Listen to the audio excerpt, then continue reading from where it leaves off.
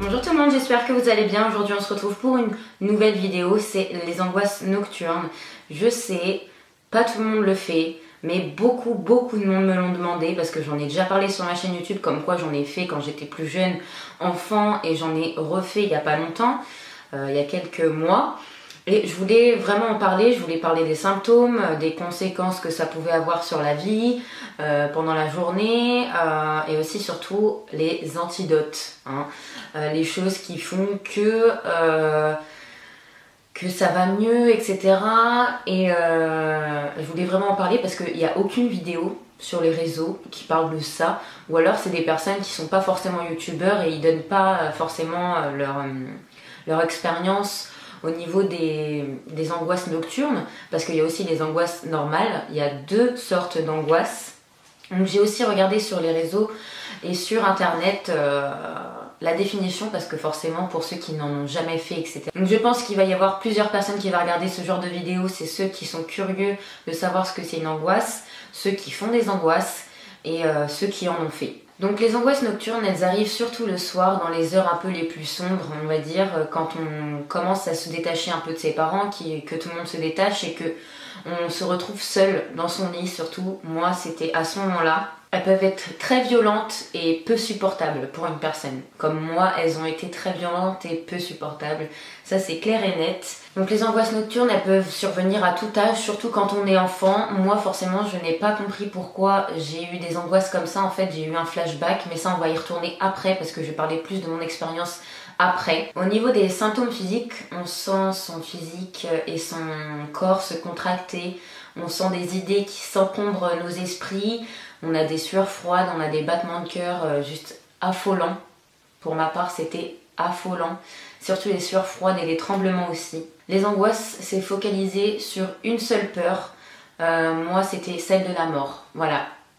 Ça va pas être une vidéo très marrante, mais bon, c'est forcément ça et j'ai envie d'en parler forcément. Pas beaucoup de monde en parle. Je sais que c'est un sujet un peu dépressif, etc. Mais bon, moi j'ai très peur de la mort, c'est ma phobie, complètement. La seule chose dont j'ai le plus peur, c'est vraiment ça. Et les angoisses se focalisent sur ça, quand on en fait. Maintenant, je vais vous dire les deux différentes angoisses qu'on peut avoir quand on a peur de la mort. C'est la mort imminente et la mort existentielle, parce que moi, c'était plus la mort imminente. Donc, la mort imminente, c'est une peur de mourir, la peur que nos proches meurent, etc. Donc moi, c'était des angoisses imminentes, de mort imminente. Et l'existentielle, je ne sais plus, puisque c'est pas ce que je faisais. Donc c'est une perte de son existence. En fait, on a peur de ne plus exister, etc. Que ça, moi, non. C'était plus peur de perdre mes proches et de mourir, surtout. Et de laisser mes proches. Et quand on a peur de la mort pendant la journée, on a des comportements très hypocondriaques. Et c'est-à-dire que quand j'étais enfant, par exemple un jour je suis allée à un musée, je me rappelle exactement mes crises d'angoisse, hein. Enfin c'était un truc de malade. J'étais à un musée et puis d'un coup j'ai senti un truc dans ma gorge, une boule, ça y est, je me suis dit je vais mourir, c'est pas possible. J'étais comme ça, j'étais plus du tout concentrée, je regardais plus rien. Je regardais vraiment plus, je faisais plus attention à ce qu'il y avait autour de moi. Je pensais qu'à cette boule que j'avais dans la gorge, c'était juste parce que j'étais angoissée, c'était à cause de ça. Mais moi je pensais que c'était quelque chose qui était arrivé comme ça et je devais penser à quelque chose à ce moment-là d'ailleurs. Et là, une grosse boule et puis elle est restée jusqu'au soir et j'en pouvais plus. Je me suis dit mais qu'est-ce que c'est? Mais je vais mourir, c'est quoi? Etc. Et vraiment c'était que des choses comme ça. J'espère ne pas être jugée sous cette vidéo parce que c'est vraiment dur à expliquer et dur à faire comprendre aux gens surtout. J'ai aussi fait une autre angoisse pendant la journée parce que j'en ai pas fait beaucoup, mais c'est dû aux angoisses nocturnes, hein, vu que j'avais peur de la mort. J'ai toujours peur de la mort d'ailleurs. J'avais fait des pompes plus jeune, mais c'était la première fois que j'en faisais. Et le lendemain, on est parti aussi à Jardiland, je me rappelle. On faisait des sorties à Jardiland avec mon école.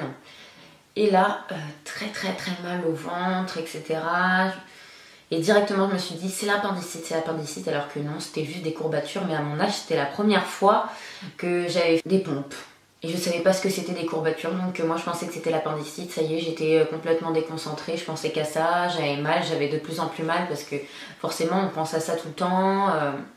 Et bien sûr tout ce qui était lié à la mort, tous les mots qui pouvaient être liés à la mort, la couleur noire, décès, etc.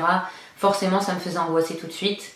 Des fois, en ce moment un petit peu, je déteste la vieillesse, la vraiment vieillesse, par exemple les personnes qui ont 90 ans ou 100 ans, ça me fait vraiment peur, ça me fait angoisser. Je me dis qu'elles sont prêtes de ce stade-là et ça me fait peur en fait parce que ça me fait peur de voir des personnes comme ça, trop vieilles, etc. Et je sais, c'est pas bien, mais c'est parce que j'ai des angoisses par rapport à ça en fait, tout simplement. Et on redoute forcément les mots, par exemple la couleur noire, hein, les décès, tout ça, on les redoute ces mots-là et on les bannit en fait de notre vocabulaire. C'est même pas possible. Avant, je pouvais même pas faire cette vidéo, c'était pas possible quoi. Donc personnellement, comment elles sont arrivées, je m'en rappellerai encore, hein.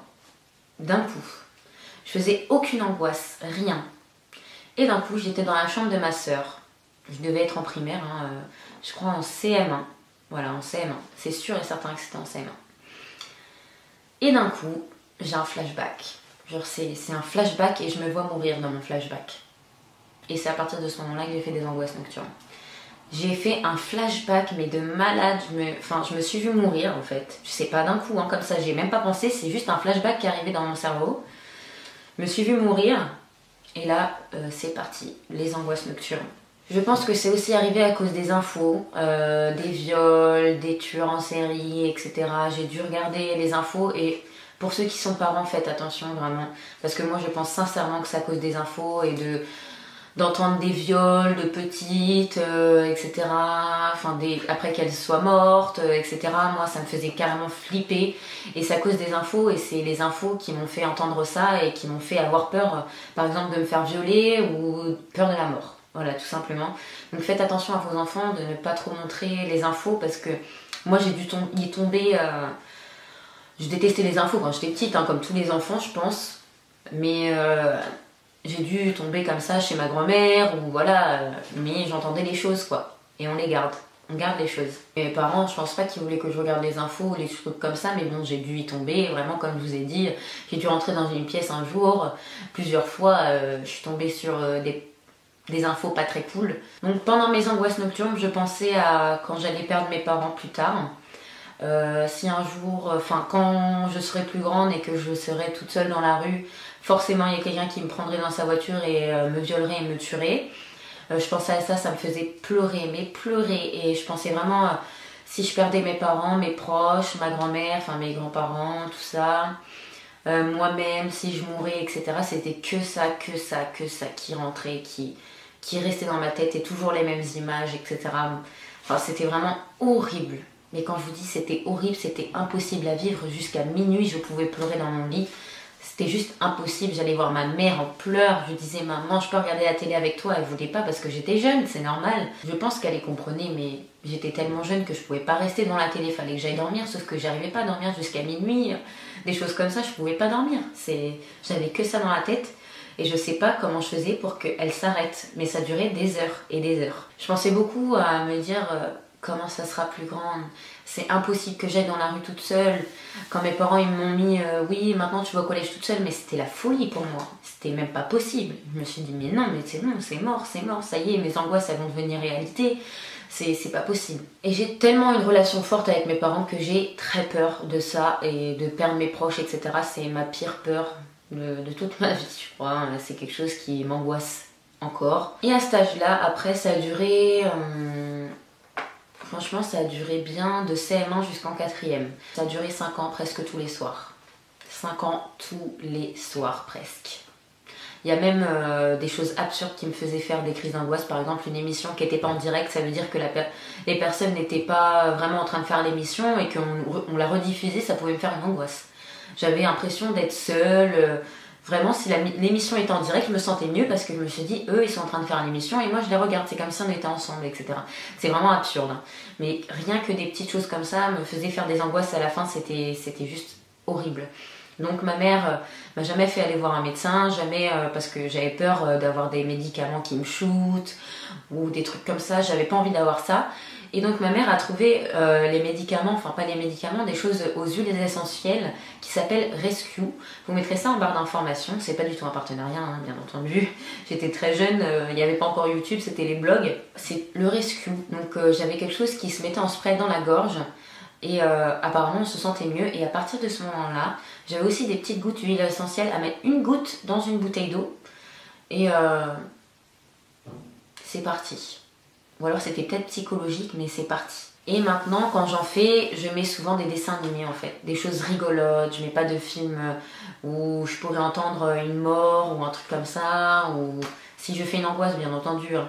Et par exemple, si je regarde un film d'horreur ou si je regarde quelque chose où on perd quelqu'un, etc. Il y a quelqu'un qui est en train de se garer là. Non, c'est moi qui est passé. Bah là, je les regarde dans la journée quoi. Et donc elles sont revenues il y a 1 an et demi. Maintenant, non, 1 an. Elles sont revenues il y a 1 an. Le 3 janvier ou le 4 janvier, quand j'ai appris la mauvaise nouvelle que ma maman était malade. Donc là, je pense que vous allez comprendre, c'était ma pire phobie et c'est ce qui me faisait faire des angoisses. Donc forcément, elles reviennent, mais là, impossible de les calmer. Impossible, j'étais dans un gouffre, pas possible, c'était genre... mais comment je vais m'en sortir de ces angoisses? Comment je vais m'en sortir? Parce que je pouvais pas m'en sortir, je me suis dit, non, avant je me disais, non mais t'inquiète pas, tes parents ils vont bien, etc. Là je pouvais pas me dire, mes parents ils vont bien. Non, non. En fait je pouvais pas me dire ça quoi. C'est juste un truc de folie, enfin, j'étais vraiment dans un gouffre, j'étais seule, je me sentais seule dans mes angoisses.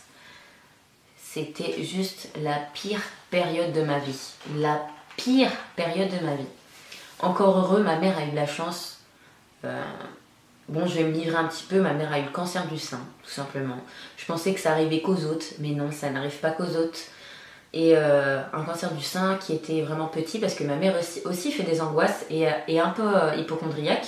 Donc elle se touchait le sein, et forcément elle a vu une petite boule, enfin elle a senti une petite boule et elle y allait directement. Et forcément, elle s'est sauvée toute seule, hein, parce que en se touchant, elle était tellement petite qu'elle n'a même pas eu besoin de chimio en fait. Elle a eu besoin que des lasers à la fin. Maintenant il y a quand même des médicaments, ma mère a déjà eu ça, j'ai peur, enfin j'ai peur. Donc mes peurs devenaient réalité et ensuite mon papa qui a fait un infarctus au mois de juillet. Donc pareil, gouffre, des angoisses, etc. Enfin, je me suis dit mais qu'est-ce que je vais faire? Enfin, pourquoi tout nous tombe dessus? Moi qui venais de me faire virer de l'agence immobilière, pas virée, mais pas reconduit en CDI parce qu'il n'avait pas d'argent. Enfin, je me suis dit c'était pas vraiment une bonne année 2017, donc je suis très heureuse d'être en 2018, hein, bien entendu. Donc voilà pour mes angoisses nocturnes.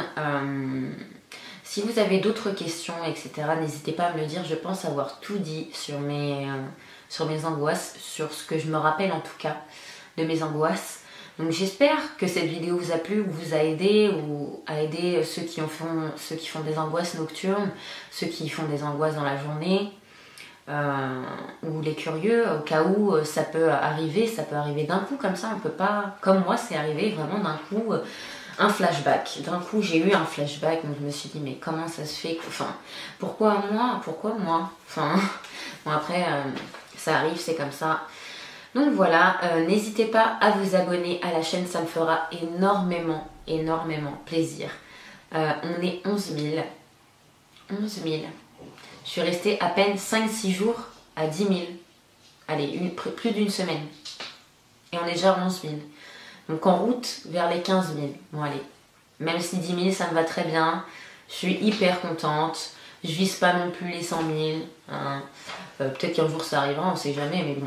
Voilà, 10 000 ça me va très bien, vous savez que je suis passionnée et que ça fait 6 ans que je suis sur YouTube et que si ça fait 6 ans que je suis sur YouTube, hein, c'est que quand même je suis passionnée. Donc voilà, mettez un petit like, un petit commentaire pour me dire si vous faites des angoisses nocturnes, si vous en avez fait ou si vous êtes juste curieux. Voilà, je vous fais plein de gros bisous et je vous dis à très bientôt dans une prochaine vidéo. Bisous. She said that I am her lifeline. If I leave, then she just might die. Yeah, baby, you know that you're mine.